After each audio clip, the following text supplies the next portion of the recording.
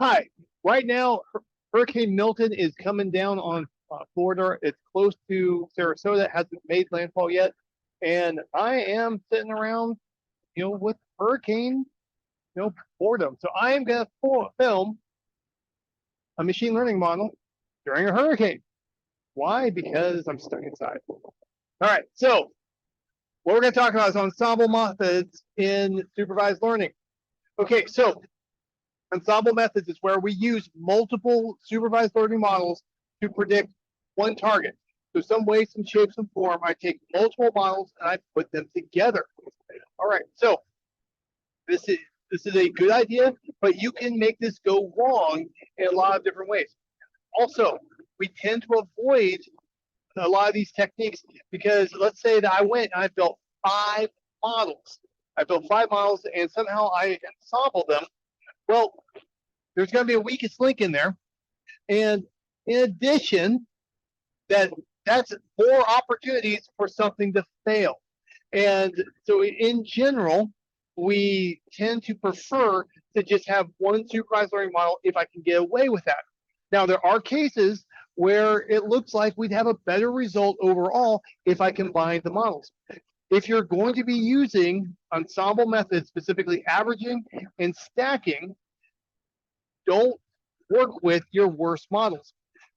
Go through, build a whole bunch of models, check them out, and then take different models of different structures that are very different from each other and then combine them in a coherent manner.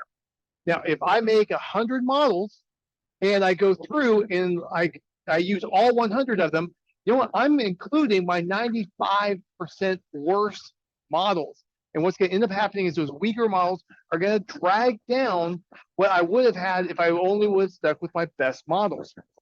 So if you're going to be using the ensemble methods, averaging or stacking, limit it to just a few really reliable models that you trust that have very distinct, different model structures. All right, so ensemble methods are a class of machine learning techniques where multiple models are combined to produce a better, hopefully overall better, prediction. The general idea is that we're going to take like individually weaker learners and put them together to get a stronger learner. All right, so I'm going to talk about four different ways. First one is averaging. Then we're going to have bagging, boosting, and stacking. All right, so let's talk about bagging and boosting because I want to get those out of the way as quick as possible. All right, bagging and boosting. What we're going to be doing is we're going to be taking typically weak predictive models and combining them together. In bagging, what we're going to do, I'm going to train multiple copies of the same model on different subsets of the data. And then, typically we're going to be doing bootstrapping. And then we're going to be averaging across all of the different models. So typically, we're going to be using, most of the time for bagging, we're going to be using deep decision trees for this purpose. And when I do deep decision trees, that's going to be a random forest for us. And so, the majority of the time, if I'm doing bagging, I'm actually doing random forest. And when I do random forest, usually we have deeper trees than we should have, but it tends to average out. Now, final predictions are through averaging or possibly with a majority vote for classification if I wanted to have a model structure where I wasn't using a probability from the individual models. Now, something about this is that in bagging, I'm not considering the previous models that I've already made. So in bagging, it's just I'm doing the same thing over and over and over, and there's no consideration of the other models. In boosting, think about stochastic gradient boosting, think about added boost, think about extreme gradient boosting. In boosting, what we're doing is I'm taking weak models, typically shallow decision trees, and I'm adjusting my models based off of how the previous models perform. So I'm going to start with a weak learner model, number one. I'm going to make a weak model number two, but I'm going to adjust this based off of the first one. And then I'm going to make a third one, and I'm going to base that off of the first two. And I'm going to make another one that's going to be based off the first three. And I do this over and over and over. That is boosting. All right, so some wind going on, picking up. Now, we've already talked about bagging and boosting previously.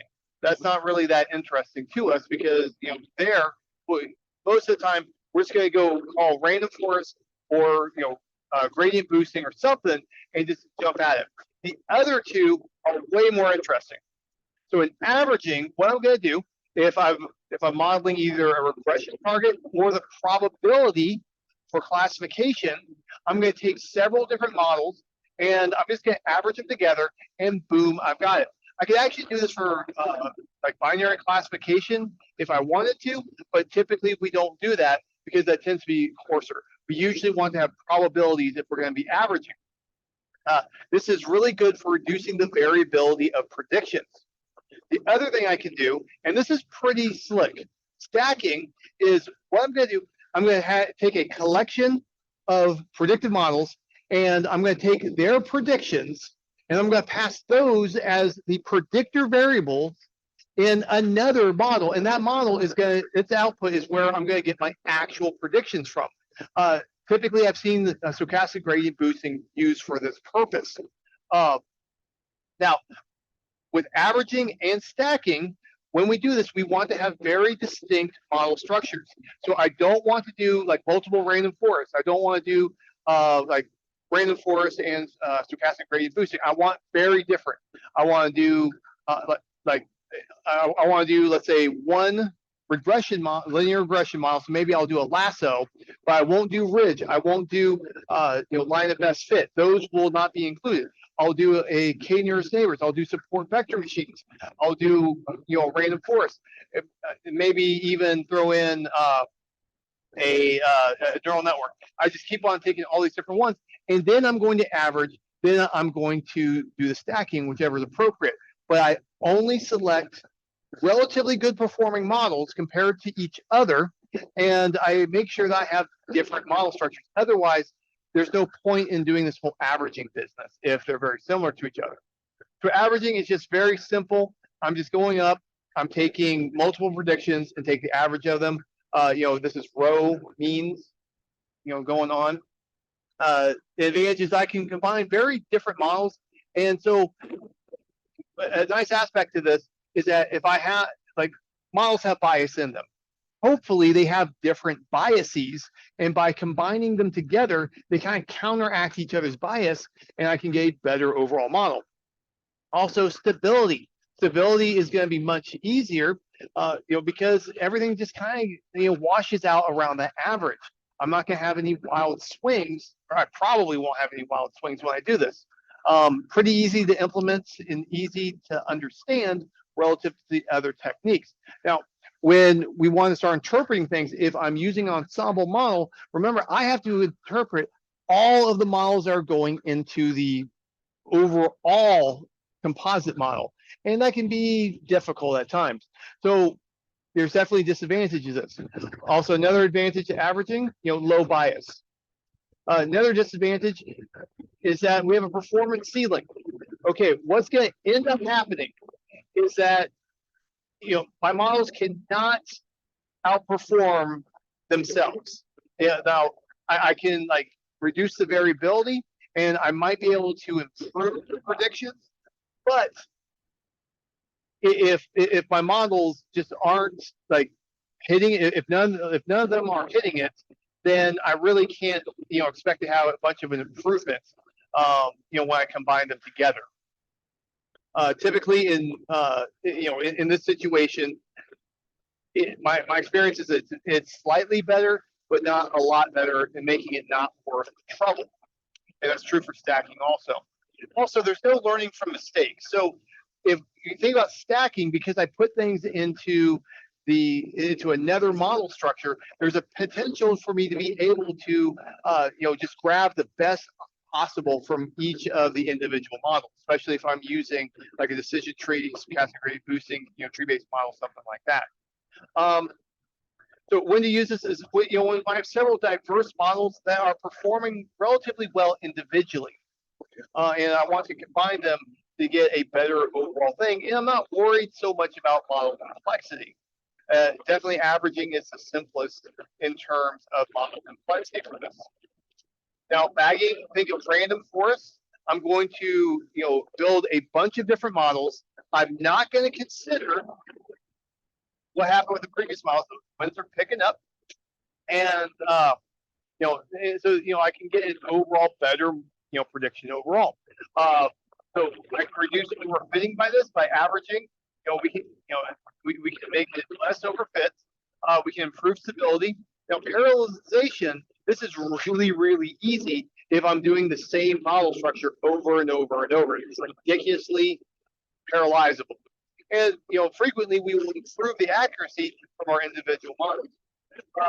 Also, disadvantage is limited improvement in bias. So the bagging primarily reduces variance, but it doesn't necessarily reduce the bias. So, if it's biased in the first place, I'm using the same model structure over and over. I'm basically just baking that in, and it's just going to be a feature, an aspect of it. It's, unfortunately. This can also be resource intensive because I'm building so many different models. So when to use this? When you need to reduce variance in high variance models such as decision trees, and I'm dealing with models that are prone to overfitting. When parallel computing resources are available, this is a very good choice. Now, boosting is that sequential aspect where I consider the performance of previous models and I adjust my model fitting for the upcoming model. And then I keep on taking the collection, see how it's performing, adjust for the next model, put that in, see how it's performing, adjust for the next model, and keep on doing this over and over and over. My experience is that this is highly accurate. And so this does a good job of reducing the bias and the variance. We can pull this off using weak learners, so those very shallow decision trees. And it can handle difficult cases. I've had situations where boosting and random forests were equally accurate with each other, but the bagging model, the random forest model, on the training set was much better than on the test set. Boosting and bagging were tight on the test set. Bagging, the bagging model was doing much better on the training set, which means I had overfitting going on. I backed off and I just bounced the stochastic gradient boosting model. So now disadvantages of this, depending on the parameters, I can overfit this bad boy bad. I mean, really bad. So you have to watch out for that. Compare your training test statistic or your training statistic and your test statistic to each other. If there is a massive improvement or a significant improvement on the training set, you know that you got overfitting, you did something wrong, back off, fix the problem. This can also be computationally insensitive, and it can be sensitive to noise. Remember, anytime I'm creating super accurate models, if I have noise in my training data, it's going to be sensitive. So just consider that. All right, stacking. Okay, stacking is slick. I thought it was super awesome. First couple of times I worked with it. Ultimately, I backed off using it professionally because when push comes to shove, I didn't see it actually perform better than what was the best model at the time. All right, so what I'm going to do, I'm going to take different model structures that are performing relatively well. I'm going to take a tree-based model, let's say random forest. I'm going to take k-nearest neighbors, my best k-nearest neighbors model. I'm going to take my best support vector machine model. I'm going to take my best linear model, such as ridge, lasso, maximum likelihood estimation, whatever it is. Take the best neural network I've got. I'll take a whole bunch of different model structures, and the predictions from those become new predictor variables that I pass into another model. Typically, how I've seen this done is that super model is a stochastic gradient boosting model. And so with that, you can get decent performance. Now, most of the time, this composite approach, the stacking approach, does not really outperform my best model anyway. So I usually don't use this. This can be very complicated. It's hard to figure out variable importance. You know, individual ones. You can overfit. It is hard to detect overfitting on this one. And it's not expensive, but I have to build all those stuff. All right, so here's a comparison of them. You know, just break it down what I just already said. So, you know, we've got averaging, bagging, boosting, and stacking. Averaging is the one that I think you should lean on the most if you're going to be doing, you know, in a manual ensemble method technique. Bagging, you know, this is typically done with a file structure that handles it for you. Typically, we don't do this manually. Typically, we don't do this manually. We let the you know, psychic turn. We let Carrot handle this for us. Stacking, this is one that we'll do manually. Just realize that all like averaging and stacking, I'm gonna have to build multiple models. Computationally expensive to do, you know, a whole bunch of different models, and then, you know, combining together can be pretty complicated for us. All right, so let's go ahead and let's you know, take a look at the heart disease data set. And you know what, I'm going to do the same data prep I did before. I've got my predictors, I've got my cat data, I've got my numeric. You know, I always like to work with my variables. Here, I'm taking care of converting the target to binary. So there's different levels of heart disease. I'm making things one is any heart disease whatsoever. Dealing with missing values and putting in the mode for 0 to 3. These are the only two that have missing values. I'm converting resting ECG to an ordinal variable to a binary 0 to 1. And same thing with slope and that one. And then I'm converting dummy variables on the only multi-level categorical that I have left. And this is what the data looks like when I'm all done. All right, and, you know, just, so here I can just take a look. I'm ready to go, ready to get this knocked out. I've got my data set up for me. I'm going to partition my data into train, validation, and test. I build a model and train. I do things like feature selection and any tweaking, any parameter tweaking I need to do is on the validation set. And the test set is my holdout set. I'm going to look at all three of the statistics on these to make sure that I don't overfit. The training set, the entire data set is inside the building of the model. So the model is going to overfit on training. The test and validation sets are holdout sets. So the test set is on assessment of how the model will perform. Now the validation, if I don't do any feature selection, if I don't do any parameter tuning, it's also a pure holdout set. But you know, if I've done anything with it, I can't trust it as 100%. You know, my honest estimate of what's going to happen. Always, you know, look at the statistics. If you see that training is much better than test, that's a sign of overfitting, and you need to back off. You need to figure out what's going on before you make yourself look stupid at work.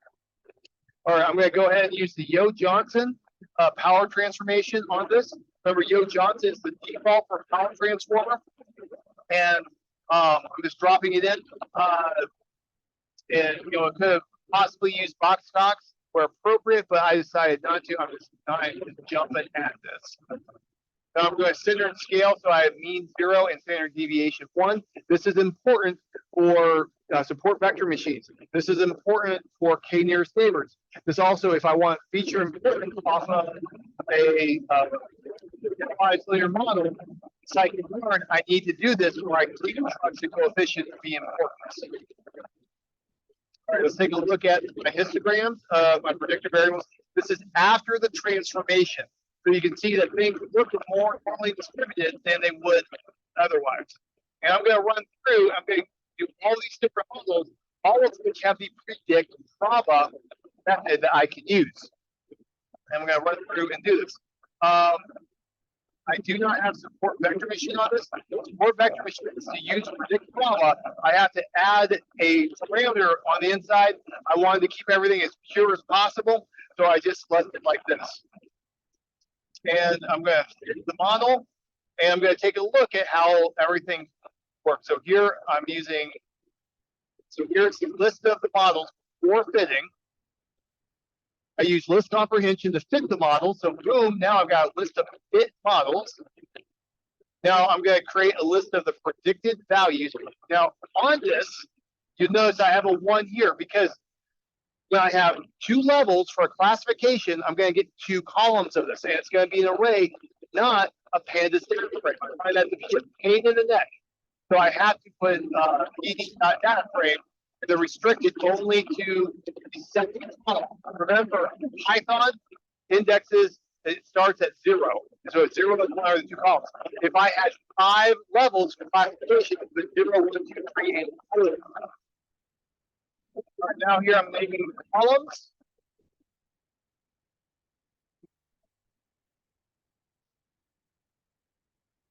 In there, and so now to get the ensemble averaging, I'm just going to take the average, and you notice I'm doing row means across the axis of 1. 0 with each column, 1 is for rows. Now for stacking, I'm going to go ahead. I'm going to do a gradient boosting classifier model, and I'm going to take the model probabilities, all of my other models, as the input on this. Now, there's a video I went through. I found that, my best and my worst models. All right, so my best models were logistic regression, random forest, and Gaussian naive Bayes. I am shocked by the naive Bayes. But hey, that's how they roll.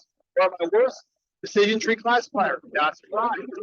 Pay nearest neighbors. All right, I mean, I thought I'd do better. Yeah. And then Alaboost. What's going on, buddy? That's what default settings. So I probably could have done better on that one, but I don't want to go nuts on this one. All right, now on a real project, I would do parameter tuning. I would be putting a lot of work making the best model possible on each of these. All right, so now I'm going to do stacking with the best. I'm going to do stacking with the worst. All right, and you notice I'm getting the predicted values out of these. All right, now I'm not. So here on the, I have the predicted probabilities of each of these. If I go all the way to the right, you can see here is the averaging. The stacking with everything is thrown in. This is using an ensemble, only the best, only the worst, stacking of the best, and stacking of the worst. So when I say ensemble, I mean averaging. All right, so now let's go ahead and take the AUC of these. Okay, so I'm going to scroll down. I went through and I sorted it by test, the validation, and train. And how does it work out? It works out that the Bernoulli naive Bayes is actually the best model for this purpose. After that is the ensemble of the best. You'll notice that it's pretty tight, though. I mean, that's a negligible difference. And we can look at our test set. So we do have a little bit of difference here, but here it's much, much worse. Look at that. That that is a meaningful difference. I'd have to have some consideration before I would put the ensemble of best into production. Now let's check out. Let's keep going. Notice that here I've got a regular model, regular model, regular model, regular model. All right, now the ensemble, all of them just kind of throw into it. Look at that. All of these models were regular models and outperformed all that work I did with the, with all the crazy modeling I did with this, putting it together. All right, so winds are picking up on me right now. I kind of feel like a weatherman downtown. All right, well, that's all I'm going to say. Hurricane Milton. Good now.